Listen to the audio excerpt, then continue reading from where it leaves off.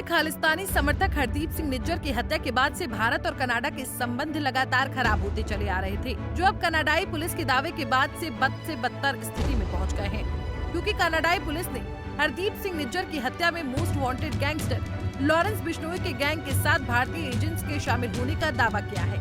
ये ऐसा पहला दावा नहीं है। पिछले साल 18 जून को जब अज्ञात हमलावरों के एक समूह ने हरदीप सिंह निज्जर की हत्या कर दी थी, तब भी कनाडाई पीएम जस्टिन ट्रूडो ने कनाडा में भारत के मिशन पर शक की सुइयों पर गंभीर अंबार लगा दिया था।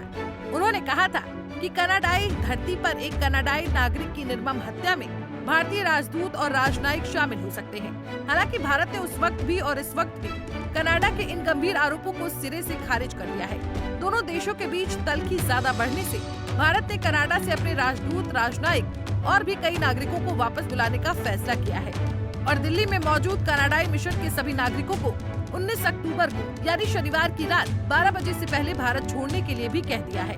विवाद ज्यादा बढ़ने पर वर्ल्ड पावर माने जाने वाले अमेरिका की भी एंट्री हो गई है। अमेरिका का भी कनाडा की तरह ऐसा ही मानना है कि भारत कनाडा की तरफ से लगाए गए आरोपों में सहयोग नहीं कर रहा है, जबकि भारत का कहना है कि ट्रूडो सरकार भारत में चरमपंथ और अलगाववाद को बढ़ावा दे रही है। उनकी तरफ से लगाए गए सारे आरोप बेबुनियाद हैं। लेकिन ताज़ा अपडेट को अगर हम छोड़ दें, तो जस्टिन ट्रूडो से पहले भारत और कनाडा के रिश्ते कैसे थे? इस सवाल के जवाब में कुछ महत्वपूर्ण बातें पता चलती है।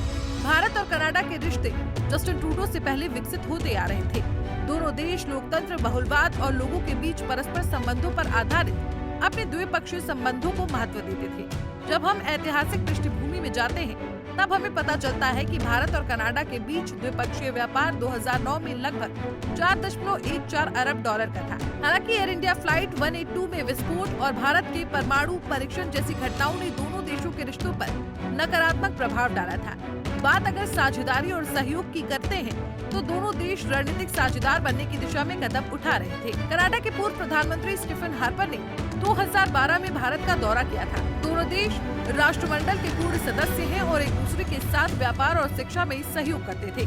जस्टिन ट्रूडो ने 4 नवंबर 2015 को कनाडा के प्रधानमंत्री पद की शपथ ली थी। दिसंबर 2015 वो समय था जब कनाडा से यूरेनियम के एक भारी भरकम खेप भारत के एक अज्ञात पोर्ट पर पहुंची। ऐसा लगभग 40 साल के बाद हुआ था। ये भारत कनाडा के बीच रिश्तों का स्वर्णिम समय था।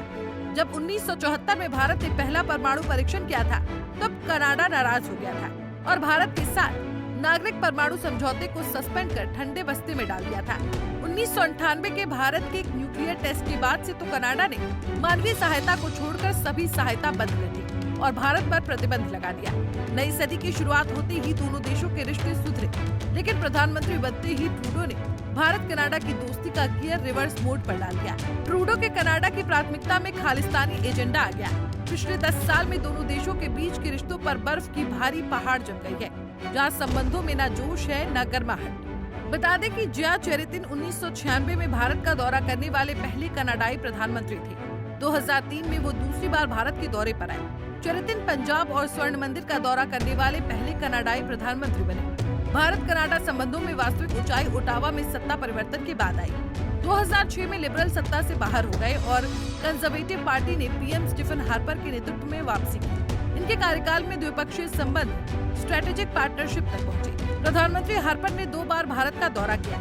इस दौरान दोनों देशों के बीच व्यापार, आर्थिक सहयोग और ऊर्जा, शिक्षा, रक्षा, विज्ञान और प्रौद्योगिकी के क्षेत्र में महत्वपूर्ण समझौते हुए। Bureau report, Punjab Kesari TV.